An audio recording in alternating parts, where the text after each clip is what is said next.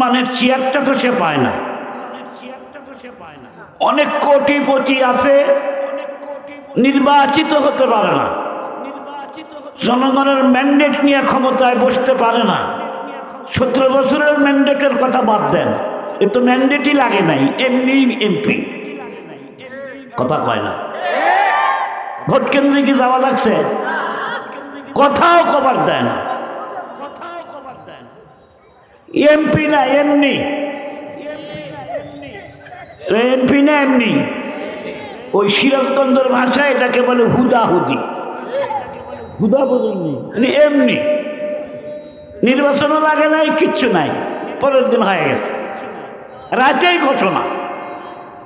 কেনবার দিনের ভোট রাতে, এইটা জীবনে কোনোদিন দেখছিলেন?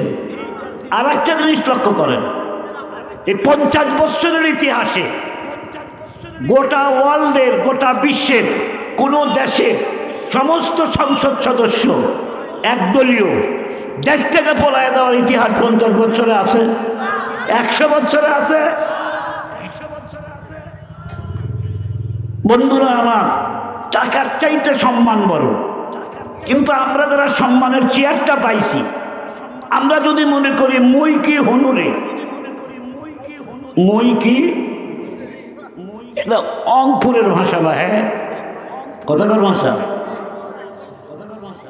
যখন এরশাদ সাহেব ক্ষমতায় ছিল, আমি রংপুরে যাচ্ছিলাম বাসে করে, তো বাসের গায়ে লেখা আছে, ও বাহে আমরা রংপুর বিভাগ চাই বাহে। এটা ওই ভাষা দিয়ে লেখা। এটা দোষ না, আঞ্চলিকতা কোনো দোষ না। বন্ধুরা আমার, আরজ করতেছিলাম আপনাদের সামনে, সম্মানের চেয়ার আমরা যারা পাই, আমরা মনে করি মই কি হনুরে। এই মই কি হনুরে এটা মনে করা মোটেও ঠিক নয়। কথা তো এখানেই শেষ নয়। সম্মানের চাইতে আর একটা জিনিস বড়। শামসুল হক ফরিদপুরে লিখেছেন, সম্মানের চাইতে জ্ঞান বড়। সম্মানের চাইতে কিসের দাম বেশি?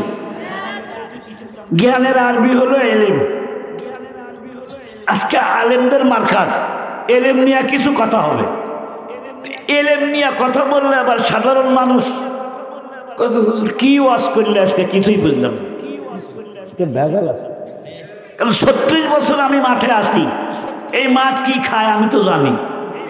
কি বলেন, এখানে কি 75% আলেম আছে? আমি যদি এলমের তত্ত্ব নিয়ে আলোচনা শুরু করি, তা আপনারা তো বলবেন যে এটা ভুয়া ওয়াজ হলো এটা। কেন, ওয়াজ তো অনেকে বোঝে না, যেটা প্রকৃত ওয়াজ তাফসীর, এটা করলে পাবলিক বুঝবে না, পাবলিক শুনবে কিচ্ছা কাহিনী। কথা বলেন না কেন আপনি? কিচ্ছা যদি না বলেন, হাদিস পড়তেছেন, দৃষ্টান্ত দিচ্ছেন, সুন্দর কথা বলতেছেন, এটা ওয়াজ হইল। আমার এক বড় আব্বা ইস্তেমার মাঠে গেছিল একবার, 3 দিনের জন্য, যে একদিন শুনে বাড়ি চলে আসে। তা আমি বললাম যে বড় আব্বা আপনি আসলেন কেন? ওখানে তো ওয়াজ হয় না। কি হয়? বলি এমনি কথা কয়। তা আমি বললাম যে এমনি কথা তো না, ওটার নামই ওয়াজ। দূর, এটার নাম ওয়াজ নাকি? কোনো ওয়াজ কাকে বলে? কানে হাত দেওয়া লাগবে, জোরে একটা চিৎকার দেওয়া লাগবে, লেখাপড়া থাক আর না থাক, মুফাসসির কোরআন টুক্কু লাগে। বাংলাদেশে ডাক্তারি করতে ডিগ্রি লাগে, লাগে না? ইঞ্জিনিয়ারিং করতে ডিগ্রি লাগে। তো বাংলাদেশের ওয়াজের ময়দান এতই নিচে নেমে গেছি আমরা, ওয়াজ করতে কোনো ডিগ্রি লাগে না। ক্লাস 3 পাস, ওয়াজ করে 400 বিঘা জমি কিনছিল। আজকে না, অনেক আগের কথা। আমি একদিন জিজ্ঞেস করছিলাম যে আপনার লেখাপড়া কোন মাদ্রাসায়? কয় স্কুলে। তিনি যখন ওয়াজ করতেন, নজরুল সঙ্গীত যখন বলতেন, মানুষ ফেদা পাবো। তে পাগল তো এক সময় আগের যুগে ছিল, লাখে লাখে সৈন্যমল কাতারে কাতার, গুনিয়া দেখিলাম মাত্র 15,000। এটা কি কোরআন শরীফ? হাদিস শরীফ? এটা পুঁথি।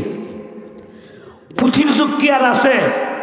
এক সময় ছিল কেরাসিন তেলের কুপ্পি বাতি লাগায় নিয়ে কিছু মুরব্বীরা বসে, আরে ঘোড়াতে চড়ি আমার তো হাঁটিয়া চলিল।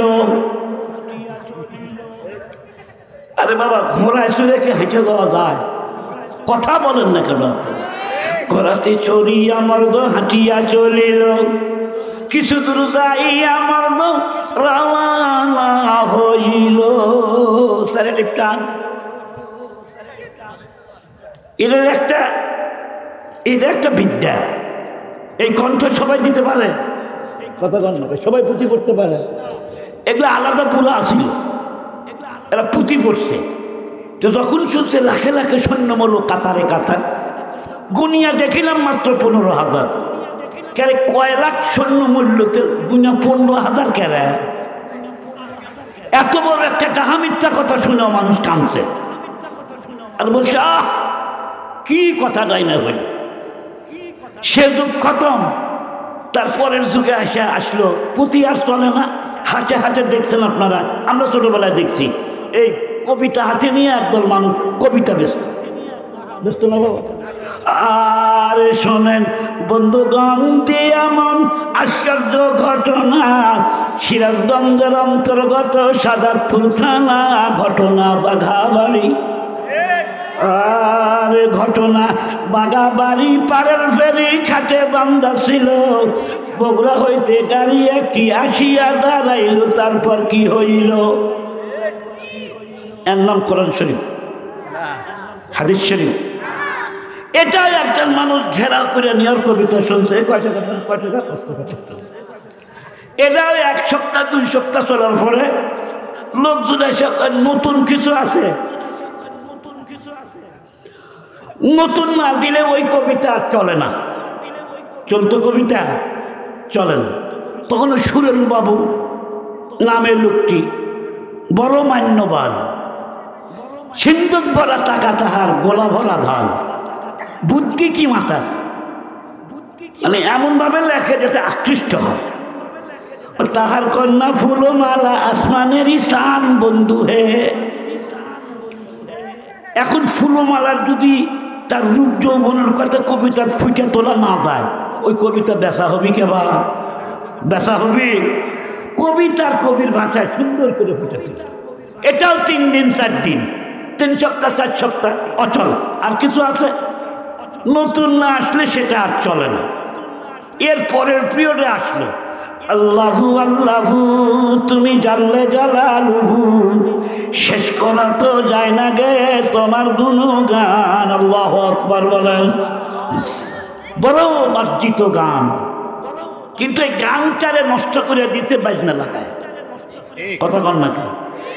আব্দুল আলিমের এই গান যদি বাজনা ছাড়া কেউ পাঠ করে অন্তর বিগলিত হবে। কি বলুন, বিগলিত হবে না? কিন্তু ভেজাল আছে এক জায়গায়, কিছু কিছু গান মিথ্যা কথা দিয়া ভরা, যদিও শুনতে ভালো শোনা যায়। যেমন প্রেমের মরা পানির ডোবে না। আমি জিজ্ঞাসা করতে চাই, কোন মরা পানির ডুবে? কি কন? কোন মরা কি ডুবে যায় না? সব মরাই ভাইসা থাকে। তার কথা ধরে কন। তো উনি কি বললেন যে প্রেমের মরা পানির ডোবে না? উনি আরেকটু বাড়ায় বলল প্রেম করেছে ইউসুফ নবী, মানে নবীদের নাম দিয়ে এবার শুরু করছে।